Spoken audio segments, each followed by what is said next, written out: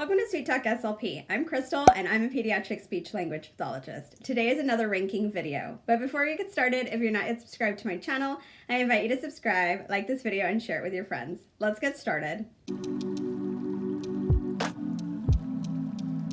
We have another ranking video for today. I've only had one other one, and I thoroughly enjoyed my first one, and so I'm excited to rank more products and things for you.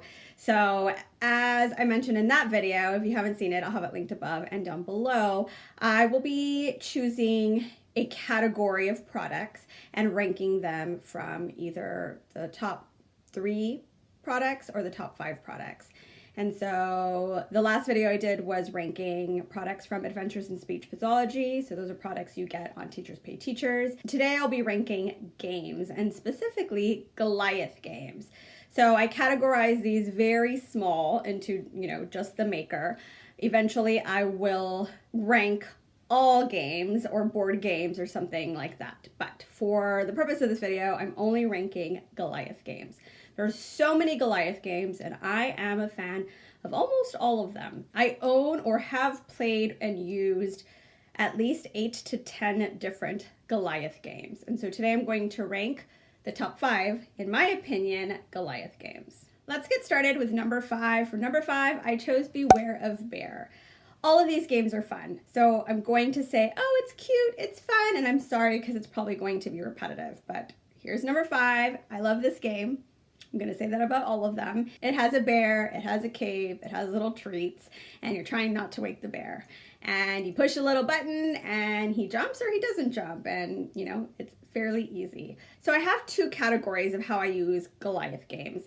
Most of them are really good games for targeting speech sound disorder goals, and so you get high trials because usually you use the game to set up, and the child will set up the game with you, and then you go over 10 trials of a word or a sound that you're working on and put the object either in the item or wherever it is before you start playing the actual game. So I feel like all of these games are good for your speech sound disorder kids. However, some of the games I use for language-based kids, just to practice putting them in, taking them out, requesting, asking for help. Beware of Bear is not one that I use for that. I don't use this one for my younger kids that are early language learners. I use this one only for speech sound disorders. And I use the little objects for specific sounds, or I might be working on S-blends and work on scare, don't scare the bear, or don't wake the bear, or he's snoring and do another S-blend. So I figure out sounds and words I can use that are specific to that game. All that to say that it's one of my favorites. My number 4 pick is Jumping Jack. Jumping Jack has your little base hole thing with a bunny and carrots. So this is one that I use for both my speech sound disorder kids and my language-based kids. It's actually my favorite, well, one of 2 of my favorites to use for language-based kids. And so again, very easy to put carrots in and out, maybe take turns, maybe work on hop or jump or bunny, or requesting for help, putting the carrots in or taking them out. I don't play the game with those kids. I don't use, I think that one comes with a spinner. I don't use it. I just use it for playing. And with my speech sound disorder kids, I either pair it with their sound that may not be associated with the game and go over 5 to 10 trials, put a carrot in, 5 to 10 trials, put a carrot in, and then play the game. And also go over 5 to 10, take a turn, 5 to 10, take a turn. I do use some of the sounds, carrot, or for maybe some of my apraxia kids working on in or out or eat or jump or whatever word we may be working on. So I'll either pair some cards or pictures with the game, with whatever speech sound we're working on, or I pick something out of the game. Coming in at number 3 is Gobble Monster. I love Gobble Monster. I feel like for me personally, it's my favorite game. However, ranked in the speech therapy realm, it's my number 3 choice. It's a monster. You pull out the tongue, you put the little toys, and then you have fun picking up the items before the monster, wakes and his tongue rolls in and all the items go into his mouth. So a very fun interactive game. I do not use this with my littles. I do not use it for my language-based kids. I usually use this one for my kids who are a little bit older, that have speech sound disorders. And I have to be careful because some kids are scared of how quickly he moves. Even though all the Goliath games have this like jump scare factor where an item jumps out, for some reason this one tends to be a little bit scarier. And even then it's my number 3 pick. It's just too cute to pass up. Number 2 is an OG. Do you have any guesses on which one it is? Number 2 is Pop the Pig. I love Pop the Pig. It was probably the first Goliath game that I've ever played. It may be the first one that you ever played. It's what's not to love? A cute little pig, fill up his little belly with those burgers, and then he pops. So many speech sound opportunities. Can also use it with your language kids. It is a little bit harder. It's not one of my top 2. That I use, like jumping jack, but I do use it because it's a cute little pig. You can make little oinking sounds.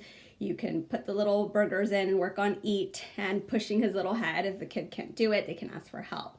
You can always pair a speech goal, either setting up the burgers or turning them around or mixing them around. So every time you put burgers down, you say a sound, or every turn you take, you work on some of your speech sounds. So very fun game. And my number 1 pick for Goliath games, it's Banana Blast. Of all the games, Banana Blast. I love Banana Blast. I love using it for my speech sound disorder kids. I love using it for my language-based kids. For my language-based kids, I feel like this one lends the opportunity for requesting for help because the little bananas are kind of tricky to put into the tree.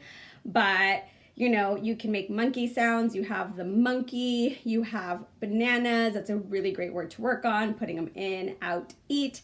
And so it's super fun for language kids. Kids love the monkey, kids love the bananas.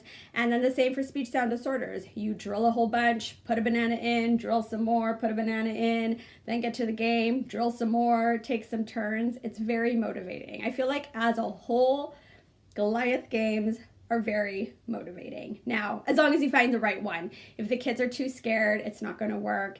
If the game is way too difficult for their abilities, it's not going to work. But if you find the right game paired with the goals that you're working on, I feel like I've said it before, you have to have at least one Goliath game in your repertoire, in your speech room, in your car, wherever you work, in your classroom. And if you can only pick one, I'd say Banana Blast. If you could do 2, I'd add in Gobble Monster just because it's my favorite. I'd love to know which Goliath games are your favorite. What are your top 1 or 2 Goliath games? Did I mention them in this video, or are they different ones? I know that there's a few newer games that I haven't played with or I don't have yet, all very similar to some of these games. And so I have a few on my list that I'm thinking about. So I wonder if any of those are your favorites, so I can maybe consider buying those sooner rather than later. I want to thank you so much for watching. If you like this video, I hope that you'll consider subscribing, like this video, share it with your friends, and ring that notification bell. You'll be notified of my weekly uploads. Thanks again for watching. We'll see you on the next one.